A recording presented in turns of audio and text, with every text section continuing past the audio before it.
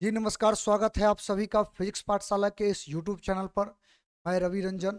और current electricity हम लोग जैसा कि पिछले क्लास में जो है कुछ बात पिछले क्लास में हमारे ख्याल से 2 लेक्चर हो चुका है।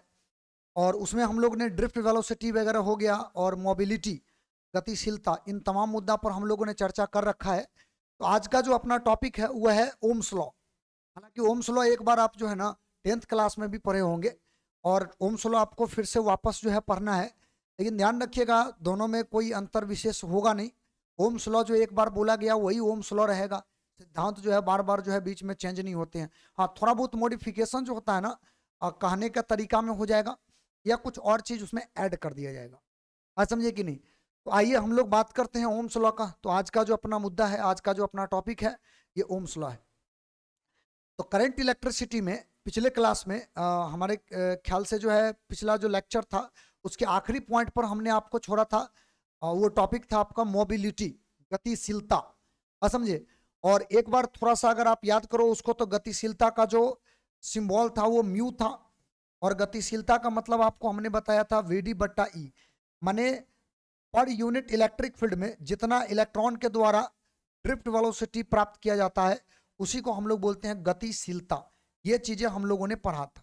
तो आज का जो अपना टॉपिक है वो ओम्स लॉ है। हम डायरेक्ट इस मुद्दा पर बात करना आज से आज जो है वो शुरू कर लेते हैं। देखो, ओम्स लॉ जो होता है ना, ओम्स लॉ में एक बात बताया गया है, ध्यान रखना यहाँ पे, कि मान लो हमारे पास एक कंडक्टर है। लेट अस सपोज ये अपने पास जो है एक चालक है, एक कंडक्टर है, ठीक ना? ये है एक कंडक्टर, चालक।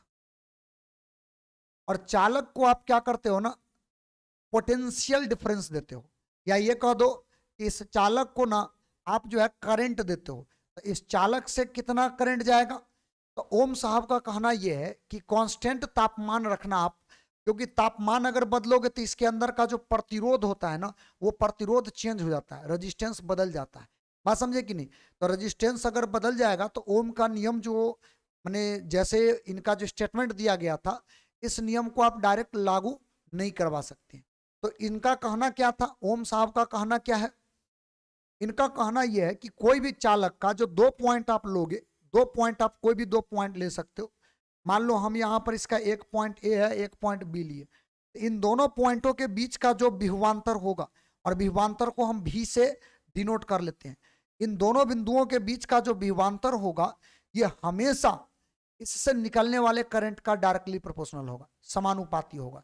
यानी ओम का कहना यह है कि भी जो है ना हमेशा डायरेक्टली प्रोपोर्शनल टू आई होगा। बात समझ रहे हो कि नहीं?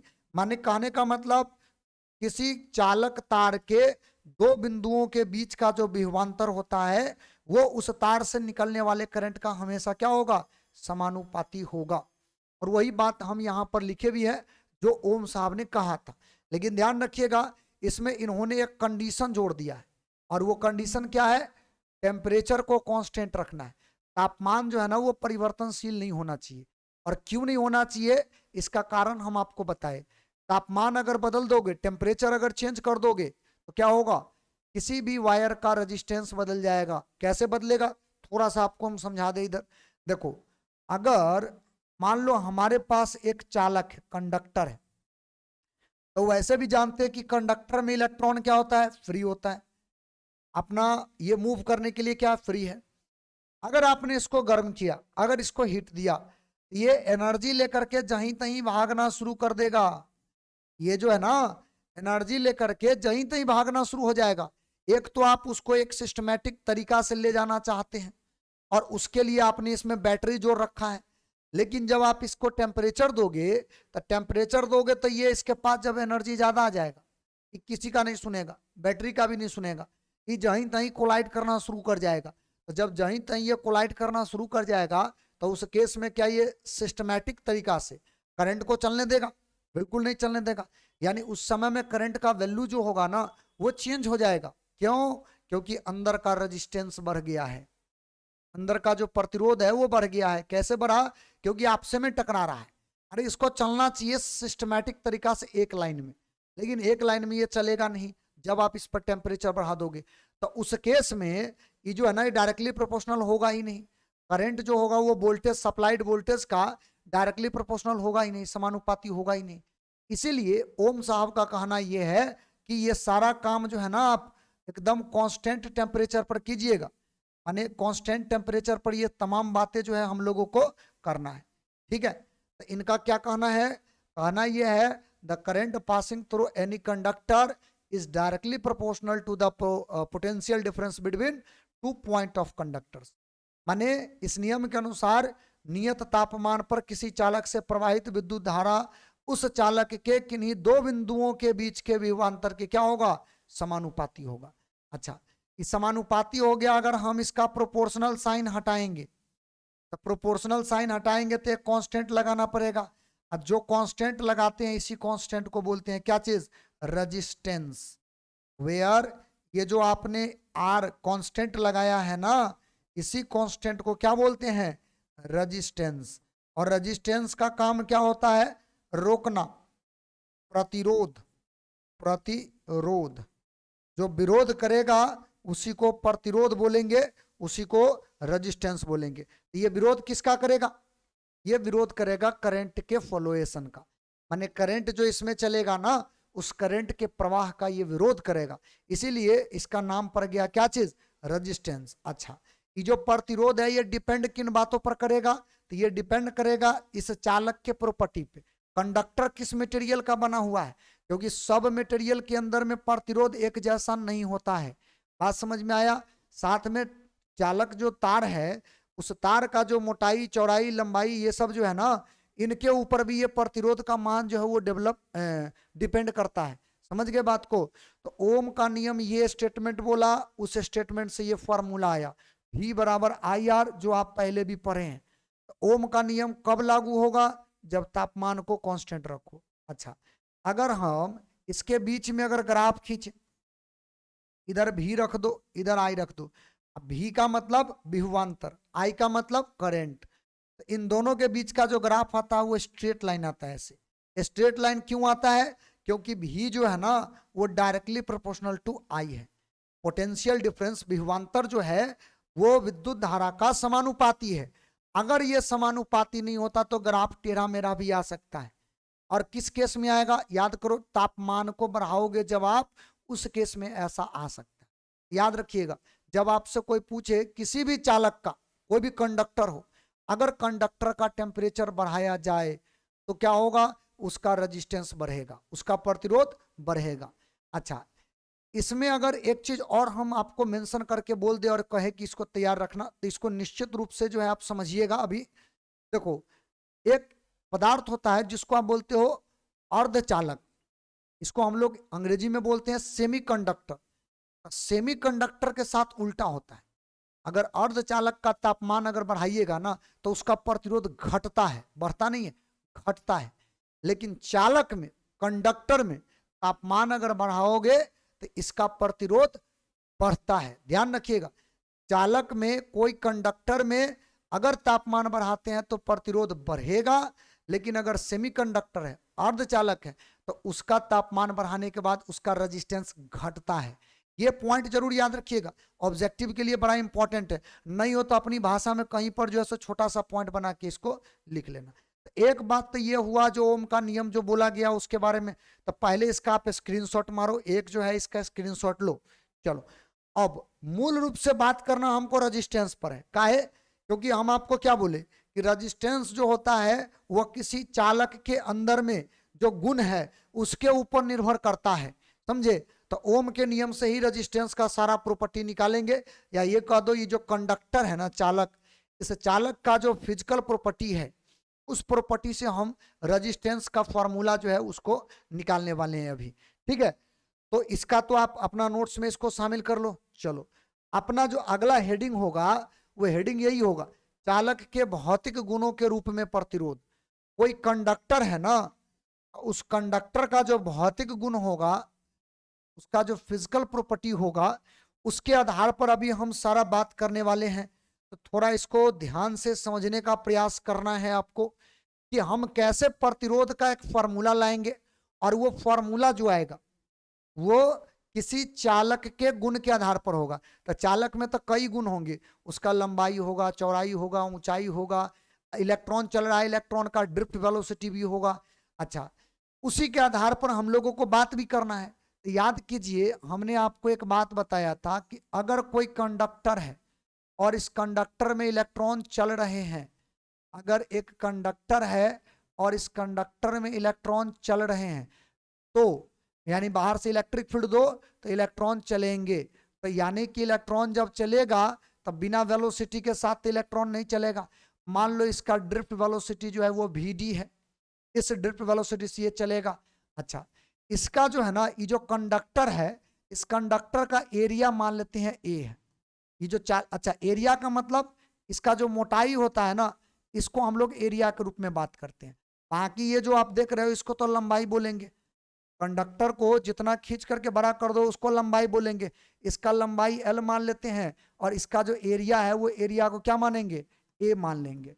ठीक है, अब हम लोग बात करना शुरू कर देते हैं रेजिस्टेंस के बारे में, प्रतिरोध के बारे में।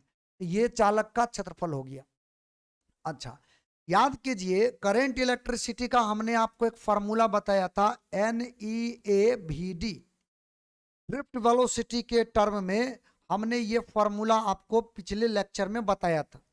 पिछला जो क्लास था उस क्लास में ये फार्मूला को हमने बताया था। ठीक है, और वहीं से हम इसको उठाए हैं। चूंकि I बराबर ये फार्मूला होता है NEAVD, ये फार्मूला हम जानते हैं, हम वहीं से इसको उठाए हैं। अब क्या करना है नाउ, अब क्या करना है, आपको इसमें कुछ बदलाव करना है। जैसे बदलाव क्या करना है, देखो, ड्रिफ्ट वेलोसिटी जो होता है ना, मैंने ड्रिफ्ट वेलोसिटी जो होता है इसका आपको हमने एक फार्मूला बताया है, नहीं हो तो इसके बगल में इसको लिख भी लेना। चूंकि ड्रिफ्ट वेलोसिटी बराबर एक फार्मूला बताया है, e electronic charge electric field divide by mass of electron into tau. और टाउ का मतलब था दो इलेक्ट्रॉनों के बीच में जो टक्कर का जो गैप होता है उसको बोलते हैं रिलैक्सेशन टाइम। ये फार्मूला भी हमने आपको बताया है। अब यही उठा करके इस पर रख देना है।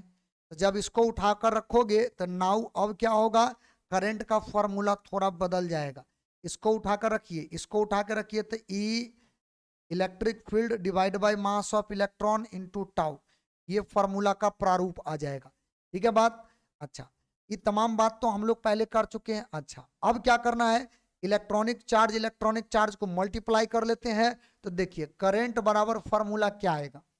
पहली बात तो ये n जैसे है उसको वैसा ही छोड़ दो, लेकिन E का स्क्वायर, इलेक्ट्रॉन के ऊपर में जो चार्ज है ये दूगो हो गया गुना में तो उसका स्क्वायर। ठीक ना, एरिया जैसे है वैसा ही रहने दे, एरिया को वैसा ही रहने दो, साथ में टाउ भी रख लेते हैं और divide by mass of electron. अच्छा, इसमें एक टर्म को बाहर किए हैं, वो टर्म है आपका विद्युत क्षेत्र। सही है, बाकी देख लो सब इसमें आ गया। विद्युत क्षेत्र को हम बाहर किए, क्यों, क्योंकि विद्युत क्षेत्र का यहाँ फॉर्मूला लिखने वाले हैं V बट्टा L, V divide by L। ठीक ना, इसका जो फॉर्मूला हम यहाँ पर जो है वो लिखने वाले हैं V डिवाइड बाई L। ये फॉर्मूला आप जानते हो पहले से, क्योंकि नहीं हो तो इस चीज को ना हम लोग यहाँ पर लिख लेंगे। देखो ये बात लिख लेंगे कि आप पहले भी हम बता रखे हैं, माने जब यूनिफॉर्मली बात हो, एक समान रूप से बात हो, तो इलेक्ट्रिक फील्ड बराबर आपको वैसे तो फॉर्मूला बताए हैं dB बट्टा dx या dl, माने पर यूनिट लंबाई में। लेकिन अगर आप चाहें तो इसको यूनिफॉर्म स्टेट में जब बात करते हैं तो V बट्टा L, नीचे लंबाई रह जाएगा, ये माइनस वगैरह नहीं लगता है इसमें। ठीक ना, तो ये वाला फॉर्मूला आपको विद्युत इलेक्ट्रोस्टैटिक्स में पढ़ाया गया है, तो वहां से हम इसको उठा करके लाए हैं। तो V क्या है, V जो है ना, इस तार के दो पॉइंट के बीच का पोटेंशियल डिफरेंस है, जो भी हो वो भी हम मान लिए। इस तार का लंबाई L है, एरिया A है, तो आप क्या इसको ऐसे लिख सकते हैं, देख लो ध्यान से, हम लोग जो है ना इस फॉर्मूला को इस तरह से जो है लिख सकते हैं। ठीक, अच्छा, अब क्या करना है, देखो अब करना यह है कि बाकी सारे के सारे टर्म जो है ना दूसरे साइड जाएंगे और I जो है उधर जाएंगे। तो एक काम करते हैं, डायरेक्ट करें कैलकुलेशन, नीचे वाला टर्म सबको ऊपर ले चलो, मास ऑफ इलेक्ट्रॉन ऊपर जाएगा, L भी ऊपर जाएगा, और ऊपर वाला सभी के सभी टर्म नीचे आएगा, NE का स्क्वायर टाउ और एरिया एक साथ आएगा, इधर सब उधर चला गया, अब इधर क्या बचेगा V, और इस I को इधर फेंकोगे तो आएगा बट्टा में। समझ गया पॉइंट को। और इसको देख के आपको ख्याल आ रहा होगा कि अभी जस्ट हम लोगों ने ओम का नियम पढ़ा था, V बराबर IR। तो तो अगर इस आई को इधर फेंकते हैं तो ये तमाम बातें किसके बराबर हो जाएगा, ये तमाम बातें जो है वो प्रतिरोध के बराबर हो जाएगा। तो हम इस फॉर्मूला से प्रतिरोध का एक फॉर्मूला लेकर के आए हैं, और ये जो फॉर्मूला आया है ना, बेसिकली इस फॉर्मूला को हम लोग बोलेंगे ये फिजिकल प्रॉपर्टी के आधार पर हमने लाया है। समझ गए बात को? तो from Ohm's law, from Ohm's law, ठीक है, इसको हम लोग क्या बोलेंगे, आर भी बट्टा आई, ठीक है, यानी भी बराबर फिर से क्या बनेगा, आई आर, भी बराबर आई आर, यही बनेगा। इसका मतलब ओम के नियम से आपका ये जो बात दोनों को कंपैरिजन करके हम लिखे हैं, ओम के नियम से, ओम के नियम से। तो करना क्या है, करना ये है कि हमें आर बराबर यानी रेजिस्टेंस बराबर ये कर देना है, और हम यही तो चाहते थे, हम यही बात तो आपको हेडिंग में पहले बताए भी हैं कि भौतिक गुण के आधार पर प्रतिरोध को लिखना है, प्रतिरोध का फॉर्मूला हमको अभी जो है डिराइव करना है, प्रूफ करना है। तो हम अभी फॉर्मूला आपके सामने यहां पर लाए हैं, तत्काल में जो बात लिखी है इसका आप स्क्रीनशॉट लो, इसको ध्यान में रखना है, इसका पहले आप स्क्रीनशॉट लो। चलो आगे बढ़ जाते हैं। देखो अब जो है ना, वो जो रेजिस्टेंस बराबर जो हमारा फॉर्मूला आया है, आर इज इक्वल टू जो फॉर्मूला आया है, इसको थोड़ा एक बार जो है यहां पर पहले नोट कर ले, ध्यान से देखना। रेजिस्टेंस का mass of electron L, N E का स्क्वायर टाउ और एरिया, यही ना आया है। चलिए इसको हम यहाँ पर लिखते हैं, इसको लिखेंगे mass of electron L divide by N E का स्क्वायर टाउ और साथ में एरिया, यही हमारा रेजिस्टेंस का फॉर्मूला हो गया। अच्छा, इसमें जितना भी टर्म देख रहे हो सब का सब टर्म जो है ना वो कंडक्टर से जुड़ा हुआ है। लंबाई कंडक्टर का, मास ऑफ इलेक्ट्रॉन, कंडक्टर के अंदर में जो इलेक्ट्रॉन है उसका मास, इलेक्ट्रॉन पर चार्ज यानी कंडक्टर के अंदर जो इलेक्ट्रॉन है उसका चार्ज, एन माने नंबर ऑफ इलेक्ट्रॉन यानी चालक में जितना इलेक्ट्रॉन है वो, और एरिया, एरिया माने वही जो कंडक्टर का एरिया होगा, और टाउ, टाउ माने उसी के अंदर में जो इलेक्ट्रॉनों के बीच का जो टक्कर होता है उसके बीच का जो गैप होता है उसको टाउ बोलते हैं। माने टोटल इंफॉर्मेशन आप देख लो, क्या ये रेजिस्टेंस के बराबर जो आया है, क्या नहीं बोल सकते हैं ये कंडक्टर के अंदर का गुण है, इसीलिए तो हम हेडिंग बनाए हैं। चालक के गुणों के आधार पर प्रतिरोध की बात करना है, और उसी के गुण के आधार पर ये प्रतिरोध का फॉर्मूला बन गया। अच्छा, इसमें जो कुछ टर्म है जिसको हम चाहे तो बदल सकते हैं कंडक्टर के साथ छेड़छाड़ करके, माने लंबा करके, टेढ़ा करके, ये सब चीज को हम चेंज कर सकते हैं कुछ टर्म को, और बाकी को फिर नहीं चेंज कर सकते। जैसे कोई भी चालक में नंबर ऑफ इलेक्ट्रॉन हम अपना मर्जी से बाहर से नहीं बढ़ा सकते, ऐसा नहीं है कि कुछ इलेक्ट्रॉन इधर से लिए और उसमें डाल दिए, बात समझे कि नहीं। हालांकि अंदर की बात कर रहे हैं, यानी कि बाहर से आप चार्ज किसी के ऊपर में रख सकते हो, लेकिन ऐसा नहीं होता है कि आप जो है ना उसके अंदर के मूल प्रकृति को बदल दो, लोहा को एल्युमिनियम बना दो, ऐसा आप कभी नहीं कर सकते हो। इसीलिए ध्यान रखना, आप केवल क्या बदलाव कर सकते हैं, लंबाई में, एरिया में, बाकी सब कांस्टेंट रहेगा। इसीलिए रेजिस्टेंस का बाकी जो कांस्टेंट होगा उसको बोला गया रो, और बाकी को छोड़ दिया तो एल बट्टा एरिया। और ये फॉर्मूला अपने 10th में भी कभी देखा जरूर होगा, रेजिस्टेंस बराबर रो एल बट्टा एरिया होता है। वेयर क्या याद रखना है, याद ये रखना है कि रो का नाम होता है रजिस्टिविटी, रजिस्टिविटी डबल लिखा गया, रजिस्टिविटी। हिंदी में क्या बोलेंगे इसको, प्रतिरोधकता, प्रतिरोधकता, ठीक है, इसको बोलेंगे प्रतिरोधकता। और रो का वैल्यू क्या होगा, यहां से mass of electron divide by N E का स्क्वायर इंटू टाउ, ये इसका वैल्यू है। और ये क्या है, ये जो आप देख रहे हो ये किसी मटेरियल का आंतरिक गुण है जिसमें चेंज हम लोग अपना तरफ से नहीं कर सकते, समझ गए। तो इसीलिए अगर कुछ भी चेंज हो ना, याद रखना रो का वैल्यू किसी भी मटेरियल का चेंज नहीं होता, वो कांस्टेंट रहता है, कभी नहीं। खींच करके लंबा चौड़ा कर दो, कुछ कर दो, उसका आंतरिक गुण नहीं चेंज होगा। मतलब अगर हमारे पास एल्युमिनियम का कोई तार है, हम चाहे उसको खींच करके लोहा का तार बना दें, कभी बन सकता है, पॉसिबल है नहीं। क्यों, क्योंकि उसके रो में हम किसी भी तरह का बदलाव नहीं कर सकते हैं। तो प्रतिरोधकता जो होता है वो किसी मटेरियल का आंतरिक गुण होता है, और इस गुण पर भी डिपेंड करता है रेजिस्टेंस का मान, समझे, लंबाई और उसका जो क्षेत्रफल है, इसके अलावा इस गुण पर भी डिपेंड करता है। तो आपको प्रतिरोधकता के बारे में भी याद रखना है, और ये फॉर्मूला जो अभी R बराबर रो एल बट्टा एरिया आया है, इसको तो हर हाल में और किसी भी कीमत पर ध्यान रखना है, ठीक है। तो ये प्रतिरोध का इंफॉर्मेशन है जो आपको देना था, इसमें आपको ध्यान में रखना था। अच्छा, इसमें कुछ बातें आपको यहाँ पर याद रखनी है। क्या बात याद रखना है? रो के लिए, तो रो जो होता है ना, ये जो आप देख रहे हो रो, इसका कभी कभार SI मात्रक पूछ लेता है कि ऐसा। अच्छा, ऐसे एक बात और याद रखना, SI मात्रक तो आपको प्रतिरोध का भी पूछ लेगा, पहले प्रतिरोध का लिख लेते हैं, SI यूनिट ऑफ रेजिस्टेंस। खैर ये बात आप पहले से जानते हो, रेजिस्टेंस का SI मात्रक, ठीक है, यानी प्रतिरोध का SI मात्रक क्या होगा? ओम। ये बात आप जानते हो, इसको हम लोग ओम बोलते हैं। हालांकि ये जो सिंबल है इसको हम लोग क्या नाम देंगे? ओम। सिंबल का नाम तो ओमेगा होता है, लेकिन इसको बोलते हैं ओम, ठीक है। ओम इसका SI मात्रक है। अच्छा जी, आगे बोला SI यूनिट ऑफ रजिस्टिविटी। देखो, रजिस्टिविटी यानी प्रतिरोधकता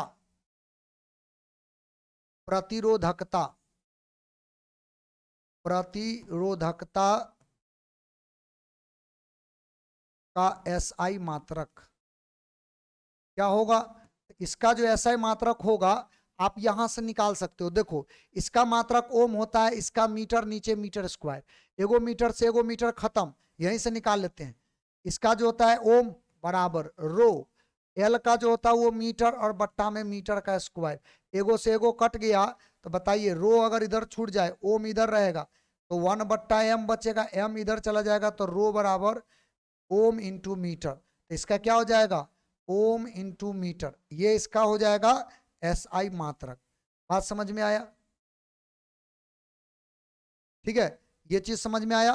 तो प्रतिरोधकता का SI मात्रक और प्रतिरोध का फार्मूला, ये तमाम बातें जो है आपको विशेष तौर पर ध्यान देना है, इसको याद रखना है। तो इस पेज का भी आप स्क्रीनशॉट लो, ये जो पेज है इस पेज का भी आप स्क्रीनशॉट लो। अब जो है ना, थोड़ा आगे कुछ टर्म पर हम लोग बात कर लेते हैं। देखो, कुछ टर्म ऐसा टर्म होगा, हम लोग ओम के नियम से शुरू किए, कुछ टर्म ऐसा होगा जो रेजिस्टेंस और यानी रजिस्टिविटी, प्रतिरोध और प्रतिरोधकता, ये दोनों से जुड़ा होगा। एकदम छोटा छोटा बात है जिसको याद रखना एकदम अनिवार्य है, क्योंकि उससे जुड़ा हुआ चीजें जो है ना आपको आगे भी देखने को मिल सकता है, तो इसीलिए ये बात याद रखना है। जैसे पहला एगो टर्म है कंडक्टेंस, चालकत्व इसको बोलते हैं। तो चालकत्व का मतलब होता है द रेसिप्रोकल ऑफ रेजिस्टेंस, माने प्रतिरोध का जो विलोम होगा उसी को हम लोग क्या बोलेंगे? चालकत्व। चालकत्व को हम लोग बेसिकली डिनोट करते हैं C से, ध्यान रहे, चालकत्व को हम लोग क्या चीज से डिनोट करेंगे? C से। तो C जो होगा ना 1/R के बराबर होगा। 1/R माने रेजिस्टेंस का विलोम, इसी को बोलते हैं कंडक्टेंस, चालकत्व इसको बोलते हैं। समझ में आया बात? अच्छा, इसका अगर आपसे SI मात्रक पूछे, बताइए SI unit of conductance, C का SI मात्रक क्या होगा? तो आप सीधे तौर पे बोल दो पर ओम, क्योंकि 1/, रेजिस्टेंस क्या हो जाएगा? प्रति ओम। तो ये बात आपको विशेष तौर पर ध्यान रखना है। चालकत्व का SI मात्रक, चालकत्व का फार्मूला, चालकत्व का डेफिनेशन, ये ध्यान रखना है। अब बड़ा सिंपल बात है, एक लाइन का परिभाषा है, प्रतिरोध के विलोम को चालकत्व कहते हैं, यानी reciprocal of resistance is called conductance. तो आपको ये तमाम डाटा जो है वो ध्यान में रखना है, ठीक है, एक बात ये। अच्छा, दूसरा बात ये है कि हमें ये भी जानना है कि कंडक्टिविटी क्या है, चालकता क्या है। देखो, जैसे कंडक्टेंस हम बात किए हैं, वैसे पहले रेजिस्टेंस बात किए थे। तब प्रतिरोध का व्युत्क्रम होता है कंडक्टेंस, चालकत्व। उसी तरह से रेजिस्टिविटी का व्युत्क्रम यानी प्रतिरोधकता का जो व्युत्क्रम होगा उसी को बोलते हैं कंडक्टिविटी, चालकत्व, ठीक है, चालकता। तो the reciprocal of resistivity, resistivity याद करो उसको रो बोले थे, तो रेजिस्टिविटी का जो व्युत्क्रम होगा उसको क्या बोलेंगे? कंडक्टिविटी। और इसको हम लोग डिनोट करते हैं सिग्मा से, सिग्मा से, माने सिग्मा बराबर 1/रो हो जाएगा। ये बात आप समझ गए। माने चालकता बराबर 1/प्रतिरोधकता होता है। ये बात आपको ध्यान में रखनी है। चलो इसका भी एसआई मात्रक फटाफट लिख लेते हैं हम लोग। SI unit of sorry sigma, ठीक है, सिग्मा का एसआई मात्रक, सिग्मा का एसआई मात्रक क्या लिखोगे, तो इसका उल्टा, तो इसका भी एसआई मात्रक हम पढ़े ओम इंटू मीटर, तो इसका क्या हो जाएगा, पर ओम पर मीटर, सिंपल, पर ओम पर मीटर, ठीक ना। तो इधर है आपका सी का एसआई मात्रक, सी बोले तो कंडक्टेंस, कंडक्टेंस का मतलब चालकत्व, ठीक है। तो चालकत्व का एसआई मात्रक पर ओम आएगा, और रजिस्टिविटी सिग्मा चालकता का जो एसआई मात्रक आएगा वो क्या आएगा, पर ओम आएगा, पर मीटर आएगा। ये बात भी आपको विशेष तौर पर ध्यान रखनी है, ठीक ना। ये बात ध्यान क्या रखने है, एकदम हर हाल में इसको ध्यान में रखना है। आगे इस पर जो है क्वेश्चन आपसे पूछा जाएगा। बहुत छोटा छोटा बात है, और माइन्यूट सा बात जो है करंट इलेक्ट्रिसिटी में लोग इग्नोर कर देते हैं। उसका खामियाजा ये भुगतता है कि ऑब्जेक्टिव वगैरह में आ गया तो उसका जवाब गलत दे दिया या दिया ही नहीं। तो स्वाभाविक बात है कि आप अगर इसको ध्यान में रखेंगे तो ये आपको मार्क्स दिलवा देगा, ठीक है। तो एक बात तो ये है, लेकिन अभी आपके सामने हमने फॉर्मूला रखा। कौन सा फॉर्मूला रखा भाई, तो फॉर्मूला ये था, रेजिस्टेंस का ये फॉर्मूला था। तो पहले इस फॉर्मूला पर एक आध दो क्वेश्चन हम लोग देख लेते हैं। इस फॉर्म देखो, ओम्स लॉ पर भी हम आपको क्वेश्चन करवाएंगे, लेकिन थोड़ा सा वेट करो। ओम्स लॉ पर तो भरा पड़ा है पूरा क्वेश्चन, लेकिन ये फॉर्मूला से ऑब्जेक्टिव क्वेश्चन अक्सर देखिएगा ना, बोर्ड पूछता है। इस फॉर्मूला से जुड़ा हुआ अक्सर क्वेश्चन पूछता है। तो इस फॉर्मूला से जुड़ा हुआ कैसा क्वेश्चन बन सकता है, वो प्रश्न पहले आपके सामने हम रख रहे हैं, फिर आगे का जो बात है उसको हम लोग करेंगे। देखिए पहला क्वेश्चन आपके सामने ये है। इस क्वेश्चन को पहले आप पढ़िए, और उसके बाद अगर आप चाहें तो वीडियो को पॉज कर सकते हैं और खुद से जो है इसको पहले बना सकते हैं। क्योंकि ऐसा टाइप का क्वेश्चन एक बार जो है आप जब क्या बोलते हैं उसको 10th में थे तो उस समय आप बनाए होंगे, तो निश्चित तौर पे एक बार ट्राई आप इसको कर सकते हैं, ठीक ना। बड़ा सिंपल सा क्वेश्चन है। चलिए अब हम पहले आपको बता दें, क्वेश्चन को पढ़ के बता दें कि इसमें दिया क्या है और आपसे मांग क्या रहा है। देखो क्वेश्चन बोला यह है कि एक तार है जिसका प्रतिरोध R है, को पिघलाकर पहले की आधी लंबाई का नया तार बनाया जाता है। तो बताइए नए तार का प्रतिरोध क्या होगा। If a wire of resistance R is melted and recanted to a wire of half of its length, then the new resistance of the wire will be। देखो कहना इसका ये है क्वेश्चन का कि मान लीजिए हमारे पास एक वायर था पहले, इसका हम सॉल्यूशन कर रहे हैं।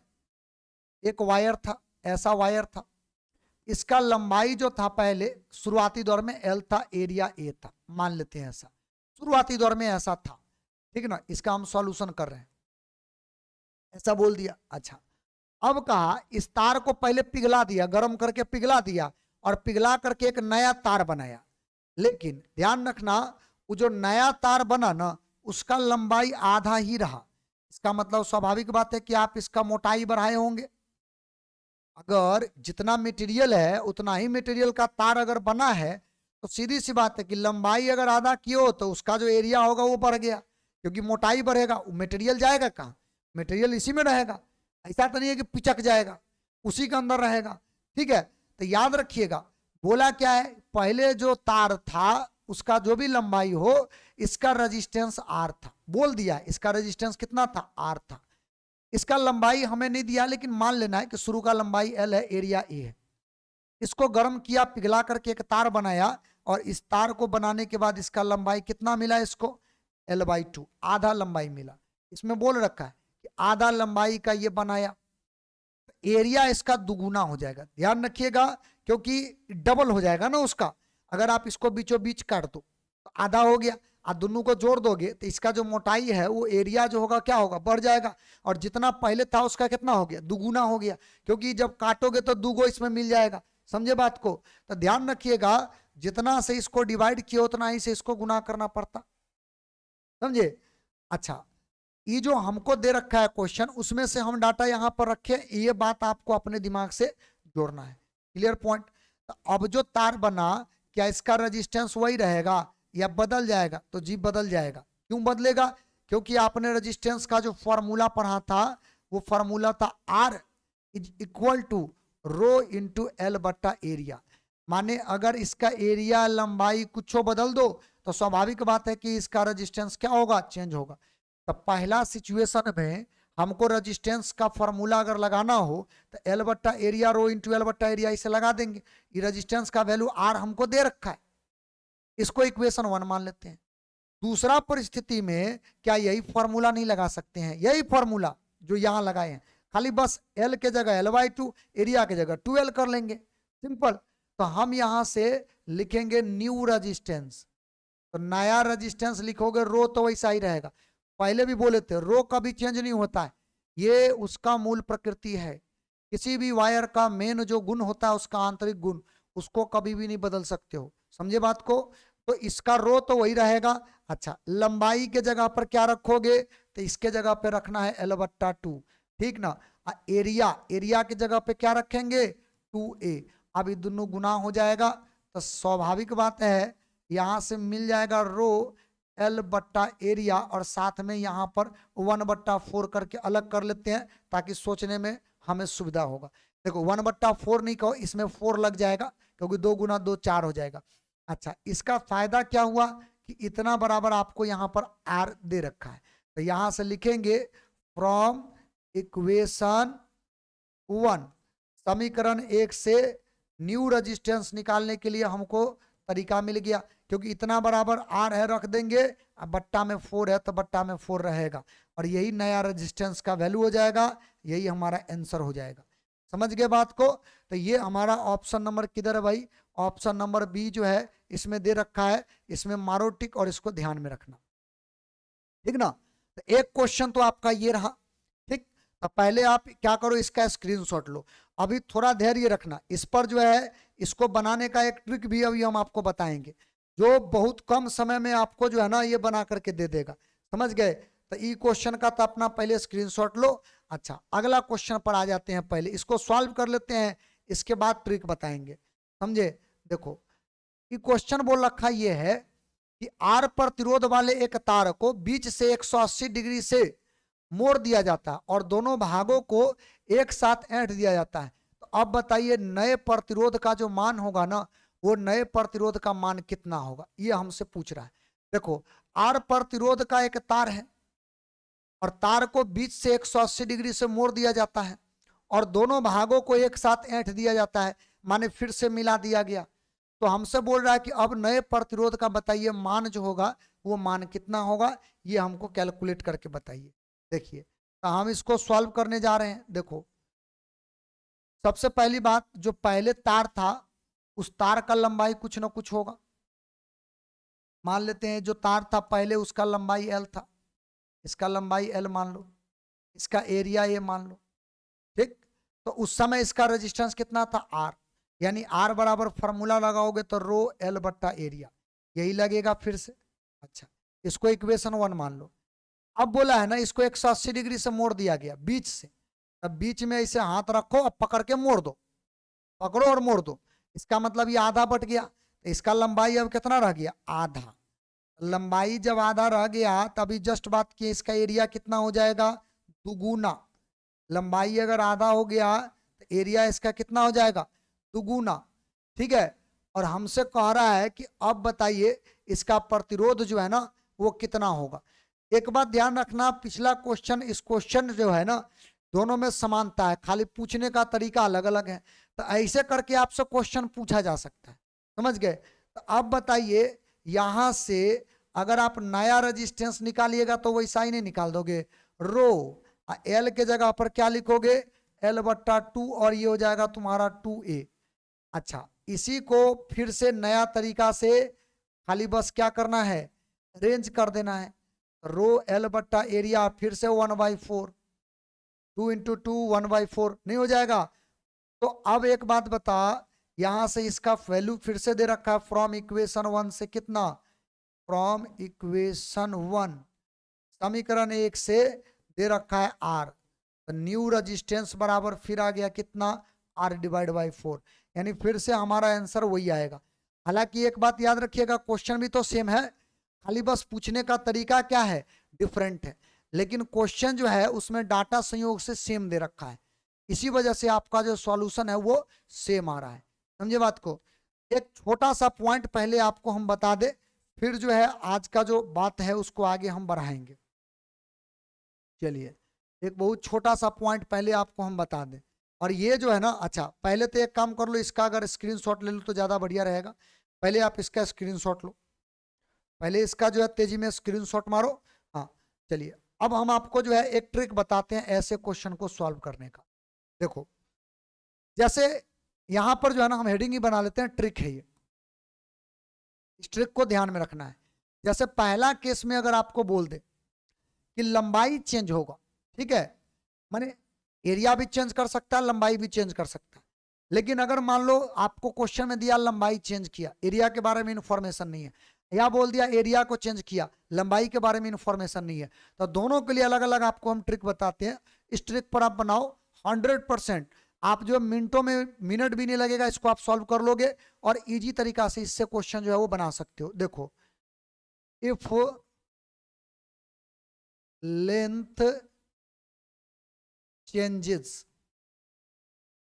ठीक ना, यदि लंबाई बदलता है, यदि लंबाई बदलता है,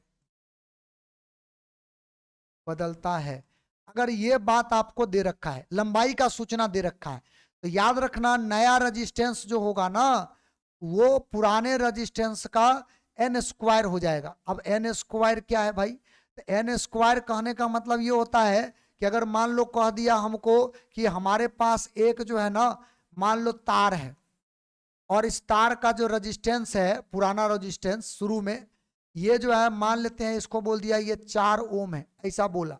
अब इसका लंबाई जो है ना खींच करके दुगुना कर दिए, लंबाई को खींच के क्या करना है, दुगुना कर देना है, तो दुगुना माने एन का वैल्यू 2 हो गया, समझे। अच्छा कोई बोले कि इसको आधा कर दिए तो एन का वैल्यू 1/2 हो गया, माने जितना बोलेगा, जितना गुना करेगा उतना एन का वैल्यू होगा, समझ गए।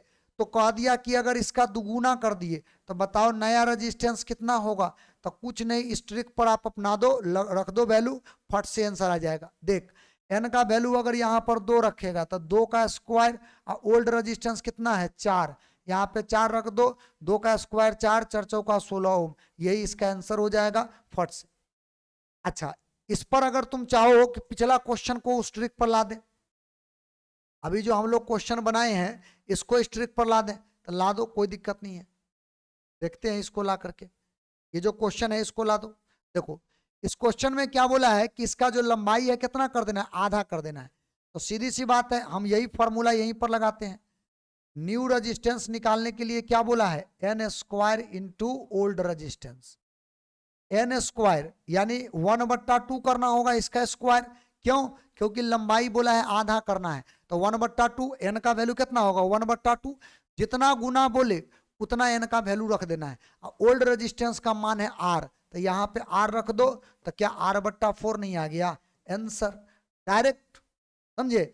लेकिन इस ट्रिक का इस्तेमाल जो है ना कब करना है, जब ऑब्जेक्टिव क्वेश्चन हो, क्योंकि कभी कभार बिहार बोर्ड या और भी बोर्ड जो है ऐसे क्वेश्चन को 2 नंबर में भी पूछ देता है, तो 2 नंबर में जब पूछ देना तो इसी तरह से आप थोरोली जो है इस तरह से बनाना ताकि आपको 2 नंबर दे। अच्छा ऑब्जेक्टिव पूछे तो हमारा आंसर से लेना देना है, ये पूरा जो है नियम कानून से ज्यादा मतलब है नहीं, डायरेक्ट वो तरीका अपनाओ और आंसर मिल जाएगा, ठीक है। तो एक ट्रिक तो आपका लंबाई के लिए अगर दिया रहे तो इस तरह से इस पर लगा देना। अच्छा अगर इंफॉर्मेशन आपको एरिया के बारे में दिया है, हालांकि एक बात ध्यान रखना, हम लिखे हैं इफ लेंथ चेंजेस, माने लेंथ चेंज होगा तो एरिया भी चेंज होगा, लेकिन इसका कहने का मतलब ये है कि लंबाई का इंफॉर्मेशन हमें दे रखा है। और दूसरा में if area changes, if area changes, यदि क्षेत्रफल, क्षेत्रफल बदलता है, बदलता है,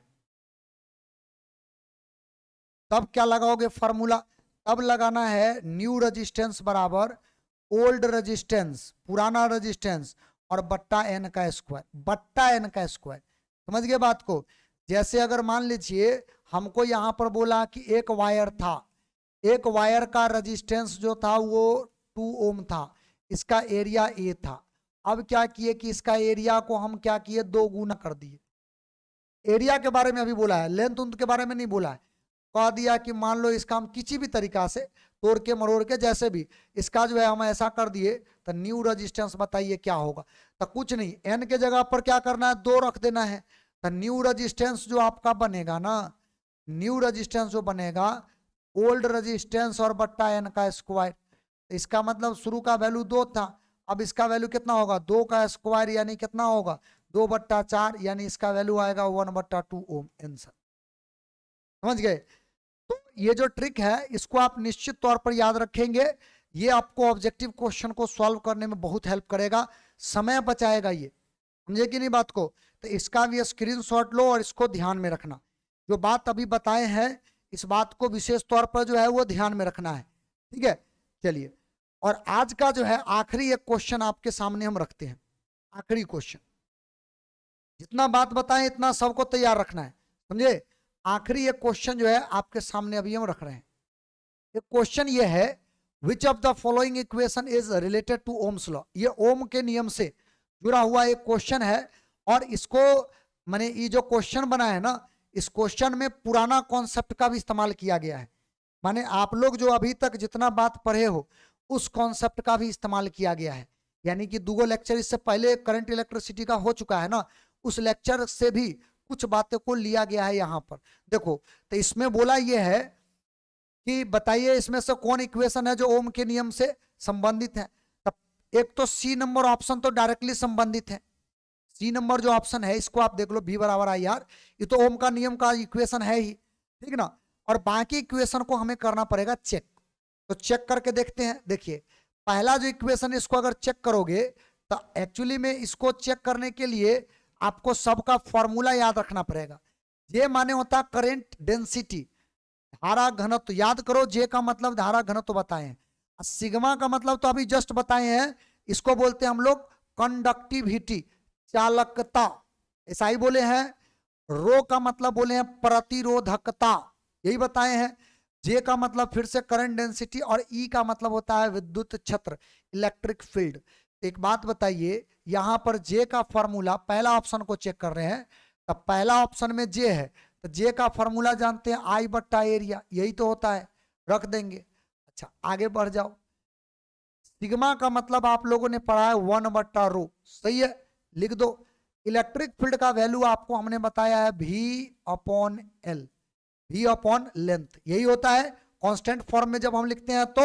अच्छा एक काम करते हैं, ρ/L को उधर फेंको, I को इधर फेंको, तो ρL/एरिया इधर आ जाएगा और V/I इधर आ जाएगा, और इतना बराबर रेजिस्टेंस का फॉर्मूला आपने पढ़ा है, इसका मतलब R बराबर V/ क्या आएगा, I आएगा।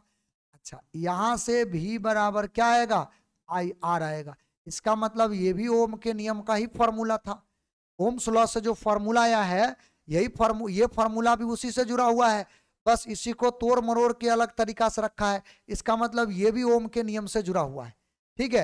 अच्छा बी नंबर ऑप्शन को भी चेक कर लो, तो ई ऑप्शन में भी देखो इलेक्ट्रिक फील्ड है, तो इलेक्ट्रिक फील्ड बराबर तो आपका V/L होता ही है, ये बात अभी भी चर्चा की है, बराबर रो वैसा ही रहने दो। जे का मतलब आप लोग जानते हो, जे का मतलब होता है करंट/एरिया, करंट डेंसिटी को बोलते हैं। एल को सीधा उधर ले चलो ना, V बराबर ρL/एरिया एक साथ रहेगा, I को अलग कर दो, इतना बराबर फिर रेजिस्टेंस हो गया, इसका मतलब V बराबर फिर से IR। तो इसका मतलब ये जो फॉर्मूला है ना, ये फॉर्मूला भी ओम के नियम से, यानी ओम के नियम का जो फॉर्मूला था उससे संबंधित है। तो दूगो तो ये माने इनडायरेक्टली संबंधित है, मैंने घुमा करके इसको जो है तुम्हारे सामने रखा। एगो का तो डायरेक्ट फॉर्मूला भी जस्ट थोड़ा देर पहले पढ़े हो, इसका मतलब ये तीनों फॉर्मूला सही है, तो राइट आंसर अपना क्या हो जाएगा, ऑल ऑफ दिस, ठीक है। इसमें हमसे पूछा था कि बताइए निम्न में से कौन फॉर्मूला है जो ओम के नियम से संबंधित है। ऐसे टाइप के ऑब्जेक्टिव्स जो है ना वो आपसे पूछे जा सकते हैं, समझ गए पॉइंट। तो आज का जो वीडियो लेक्चर है इसको यहीं पर हम रोकेंगे, और जितना बात आपको हमने बताया है इतना बात आपको रिवाइज करके रहना है। देखो परेशान नहीं होना है इस बात के लिए कि रोज रोज वीडियो लेक्चर नहीं मिल रहा है हमें। आपको वीडियो लेक्चर जैसे मिल रहा है उस अनुसार से आप पढ़ते रहिए, क्योंकि हमने कहा था कि अल्टरनेट में आपका वीडियो लेक्चर हम देंगे और वो आपको हम दे रहे हैं, समझ गए। और आज से तो 11th का जो कोर्स है उसको भी हमने शुरू कर दिया है, तो थोड़ा सा जो है ना लोगों के साथ शेयर करो, ये इन्फॉर्मेशन को पहुंचाओ, 11वां वाले बच्चे के पास भी ये इन्फॉर्मेशन को पहुंचाओ ताकि वो बच्चा भी इससे जुड़ सके, समझे।